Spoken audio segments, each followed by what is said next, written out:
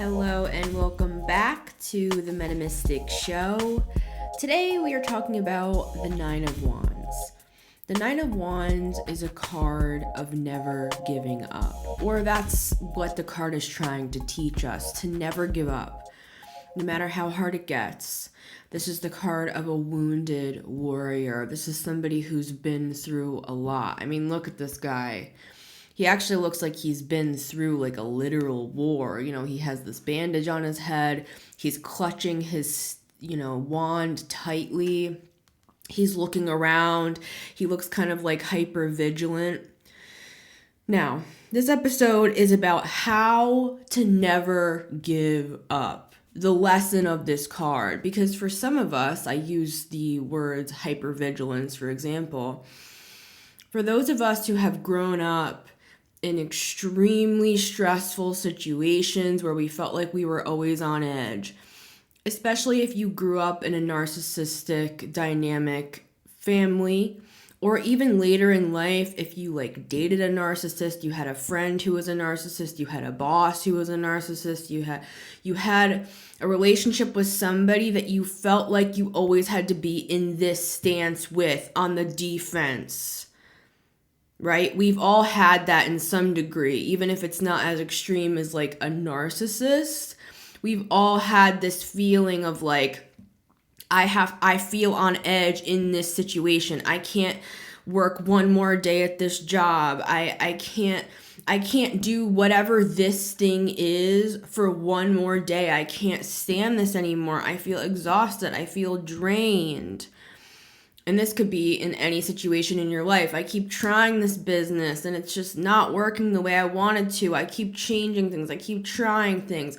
And that's precisely what this card is trying to teach us, to keep going no matter what. So how do we do that? Especially if this stance, Nine of Wands, started young. I'll start. Pass the talking stick to me. This can be a position of fight or flight. And if you are tensed up, worried, looking over your shoulder, wondering when the next shoe is going to drop, wondering what sort of day dad is going to have today, hyper fixating on people's tiny little micro movements in the twitch in their eye, the look on their do they have a movement in their chin, how do their eyes look? How does their posture look? Do they look angry? Do they look sad? Do they look stressed?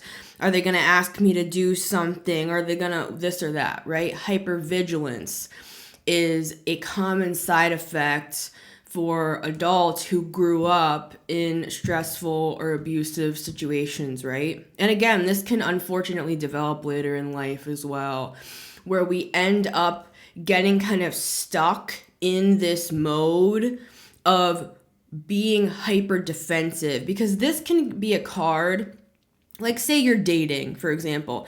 This can be a card of having your guard up way too high.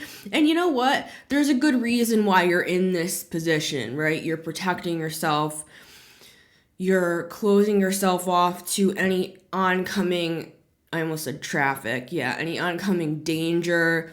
You are hyper aware of what's going on at all times, which is a state of hypervigilance, and it's exhausting. The Nine of Wands is a card where, you do feel a sense of exhaustion. You are a warrior, though, nonetheless. And that's really what I want to talk about for point number one, is that this is actually a badge of honor, the Nine of Wands. However you got here, even if it was in a relationship that you regret, for example, how did I date that person? They were abusive. Why did I stay at this job 14 years and I felt like crap the entire time and they never gave me a raise and I just let myself be treated like crap. It's I don't care how this situation came about. You don't have to be some noble, warrior in that context.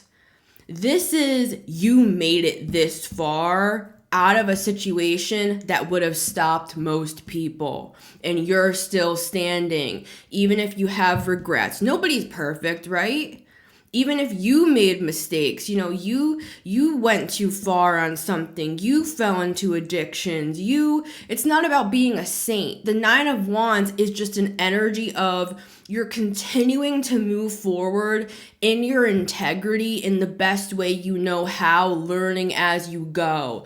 The Nine of Wands, point number 1, let's just take a second and be grateful for how far we have come.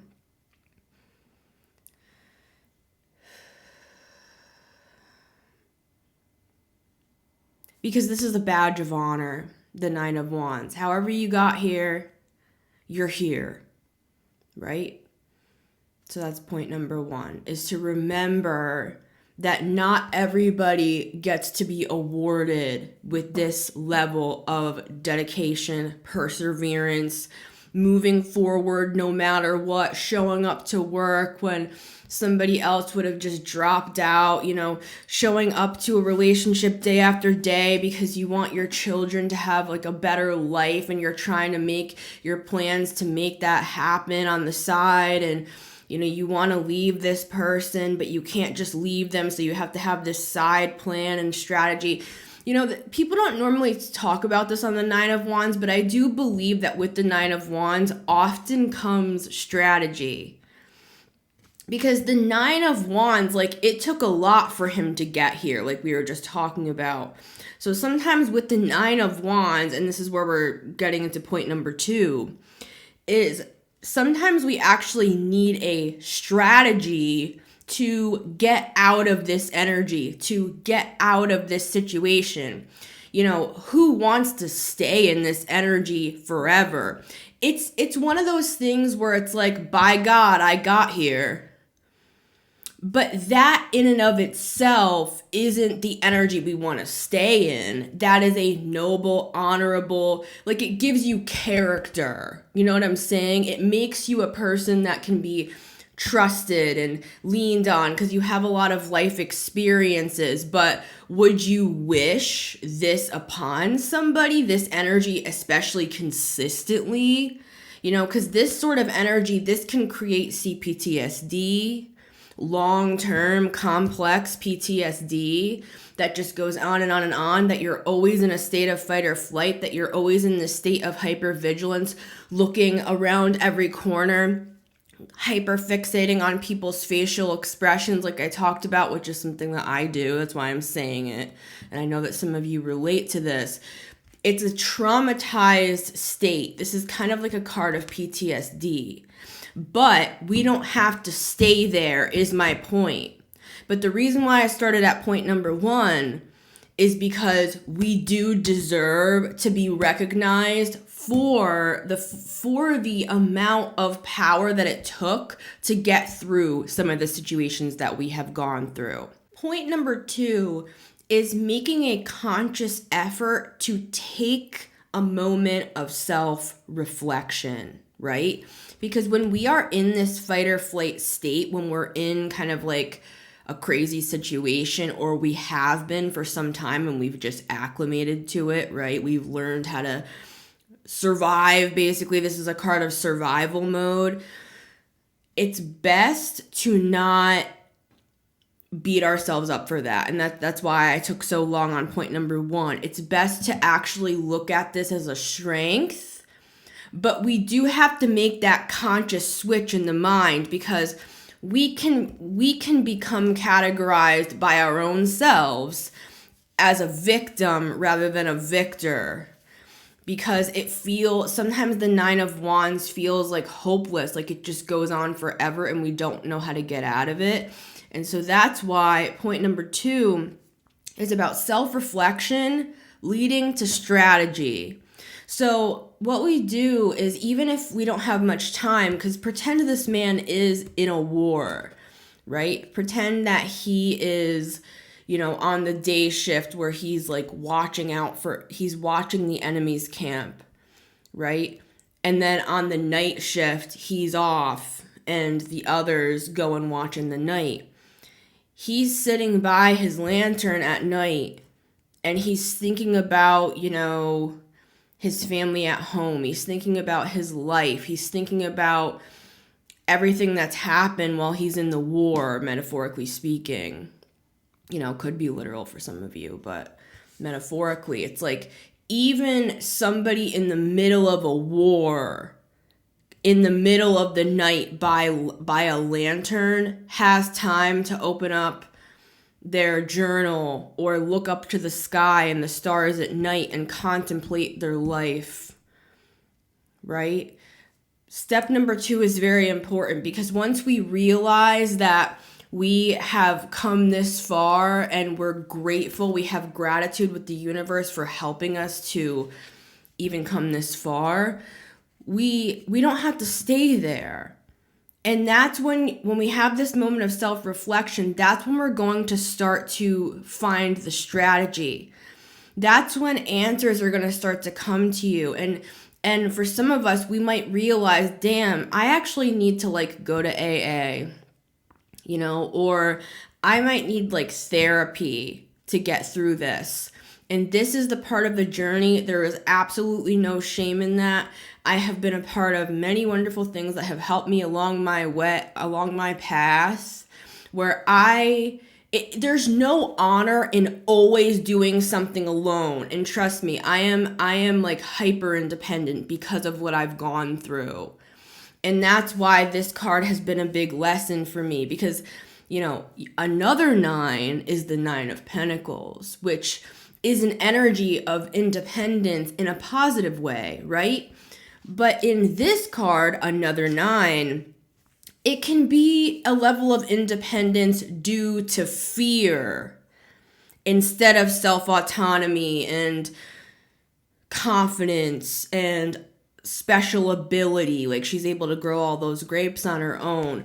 Sometimes with the 9 of Wands, we can cloak our insecurities and our fears of opening up to people and commitments and working together with others and even wanting to go to therapy or admitting we have a problem. Maybe I am drinking way too much and I need help. It's that's that self-reflection point where we need to take off the mask, take off the overcompensation and the idea that we have to be a lone wolf because we've had to be thus far. And this is the tricky part. And this is the part that actually, weirdly enough, burns the ego, because we can become over-identified with our struggles. We can over-identify with how hard it was to get to this point. Like we talked about in step 1, it is noble. It is a big part of our character. It is something that not everybody can do, right?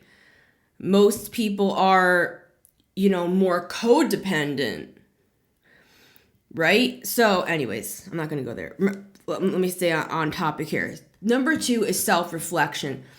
Do you need help? What are some plans? How can we get out of this? And not even logical plans, just sitting with yourself and allowing for the reality to smack you in the face. Think about it. How did I get here? And actually having a second of hope as you watch the sun set at night and think, I can have a different life. I can have a better life. And if the symptoms have become so severe, like CPTSD, prolonged PTSD, where you're in situations that you always feel this way, could be an abusive situation, sometimes we do need help to get out of those things, right?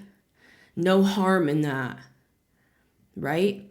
But a lot of the time, we are like these MacGyver types. With the 9 of Wands, we're able to get out of situations. We're able to maneuver through complex things that most people cannot.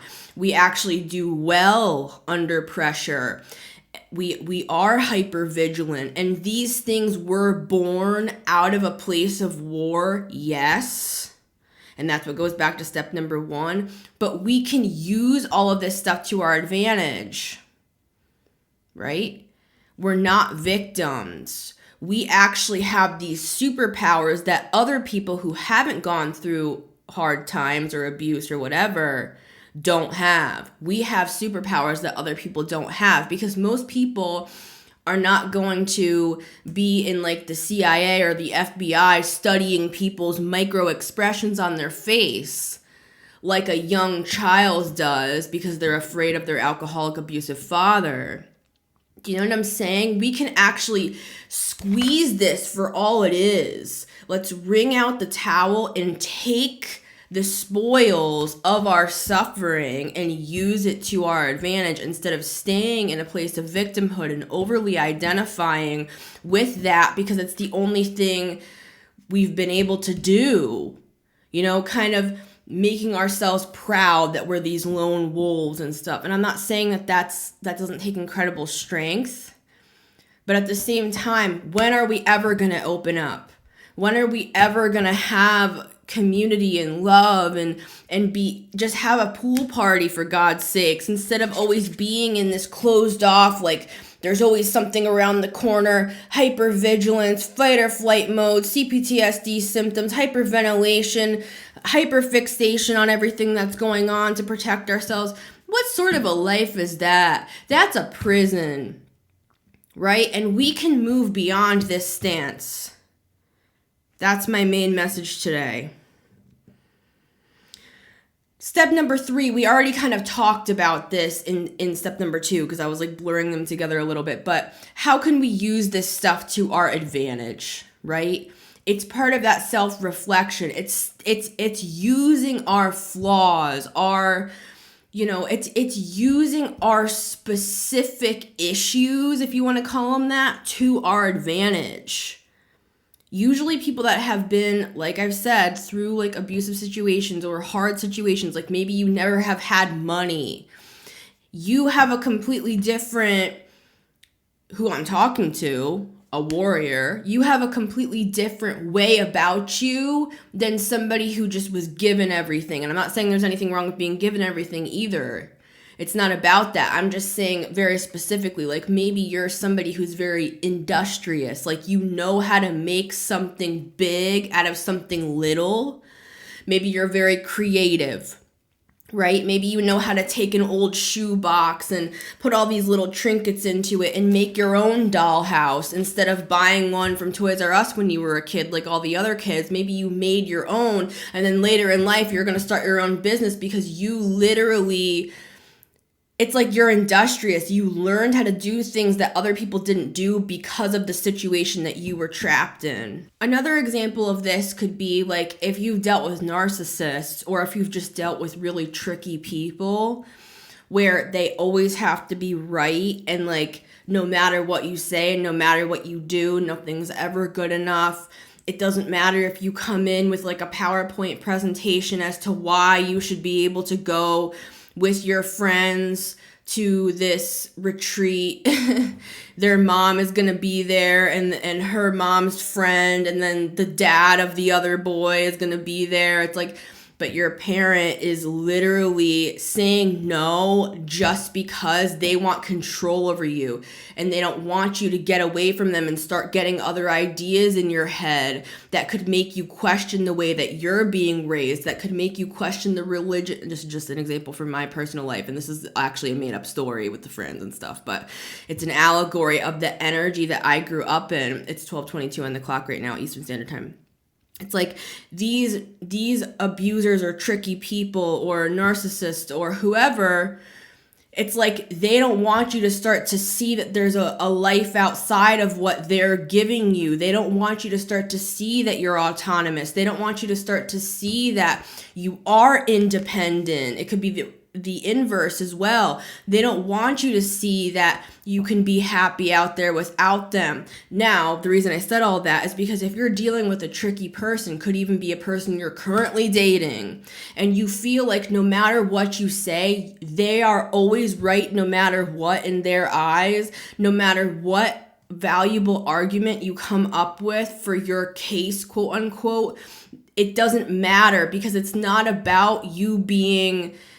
It's about control is my point. Now, the reason I'm saying this is because those crazy mind games, yes, they can drive you insane. And if you need help, please get help because I also relate to that. I've been driven to the brink of insanity multiple times by these situations that I've been through. So no freaking judgment here. And I've gone to therapy, and I've been helped through the years, right? This has been a lifelong journey for me with the Nine of Wands on a personal level. But my point is, since dealing with such tricky mind game people like that, and having to always learn how to prove why you should have this, and prove why this is true, and prove why this and that, the irony of that is that with normal people, you don't have to do any of that. Like, if you just say to your friend, like, hey, I can't come tonight. I'm just going to be honest with you. Like, I'm super tired. Any normal, healthy person will just be like, oh, no problem, man. See you next week at the bowling alley, right? Yeah, nice. See you then. I'll text you.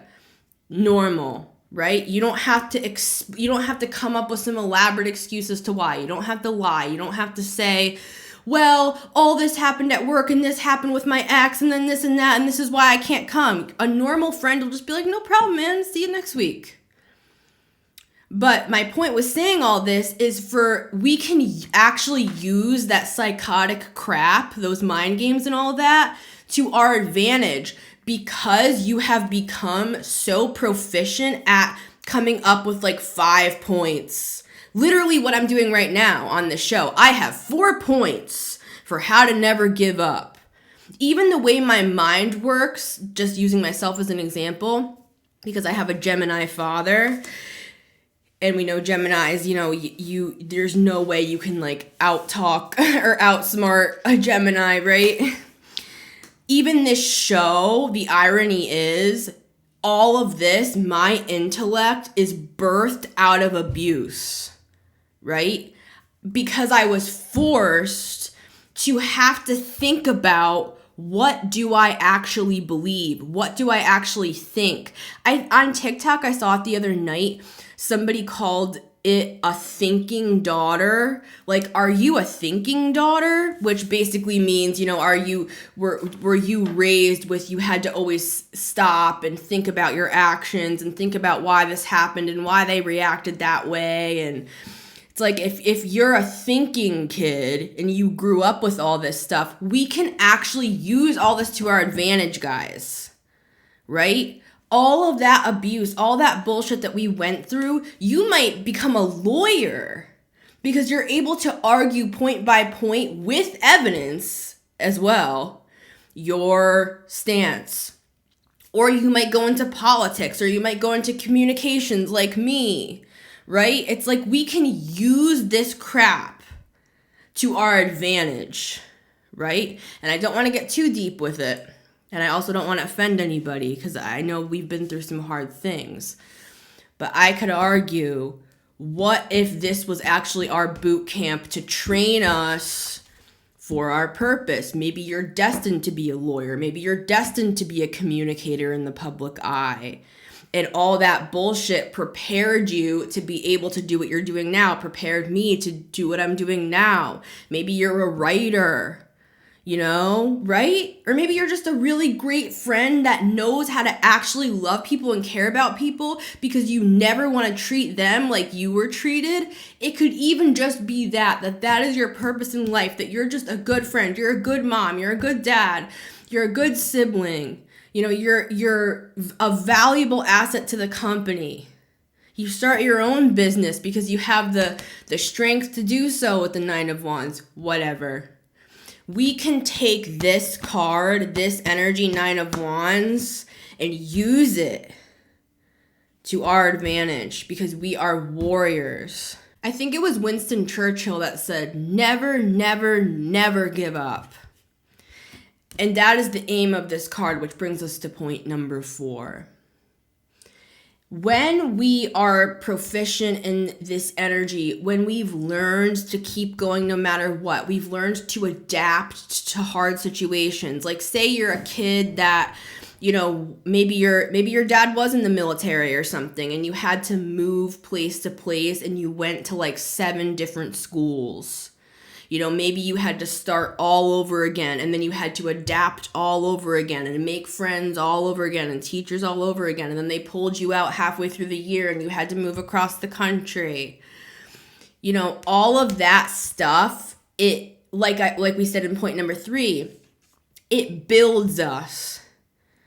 So really point number 4, it's kind of similar to point number 1. It's like a cycle. It's bringing us back around, reminding us who we really are, how we got here, how strong we really freaking are, dude, but not staying in that, right?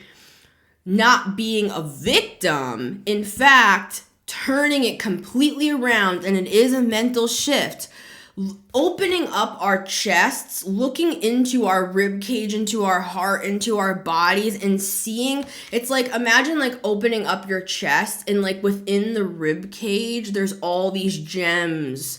There's sapphires and emeralds and rubies and diamonds and pearls and gold coins that we can just pick out and put in a bag and hold up the value of the character that we have because of the shit we've been through. Step 3 was kind of like thinking about what these assets really are. Step 4 is applying those things, right?